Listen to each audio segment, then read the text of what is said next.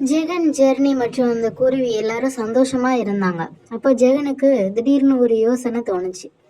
நம்மள இந்த சந்தோஷத்தை ஏன் நம்ம அண்ணன்கிட்ட சொல்லக்கூடாது, நம்ம கண்ணன்ட்டு இதை சொல்லுவோம் அப்படின்னு சொல்லிட்டு அவர் கார்டன்ல நின்று செடிக்கெல்லாம் தண்ணி பாய்ச்சிட்டு இருந்தாரு.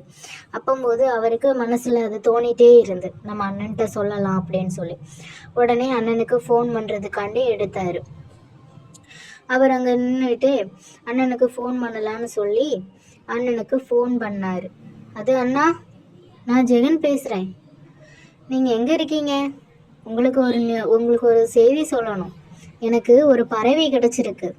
அது ஜெர்னி தான் வாங்கிட்டு வந்தா. அது என்னோட குழந்தை மாதிரியே நாங்கள் பார்த்துக்க போகிறோம். எனக்கு ரொம்ப சந்தோஷமாக இருக்குண்ணா அப்படின்னு சொன்னான். உடனே அதுக்கு கண்ணன், என்னது பறவையா? என்ன பறவை? அது மாடப்புறா அண்ணா. மாடப்புறாவா? சரி சரி, நான் வந்து பார்க்குறேன். என்ன, எனக்கு அதை பார்க்கணும் போல தோணுது அப்படின்னு சொல்லிட்டு ஃபோனை வச்சுட்டாரு. அண்ணன் எப்போ வருவாருன்னு சொல்லி ஜெகன் வீட்டுக்குள்ளார அங்கேயும் இங்கேயுமா நடந்துக்கிட்டே இருந்தாரு.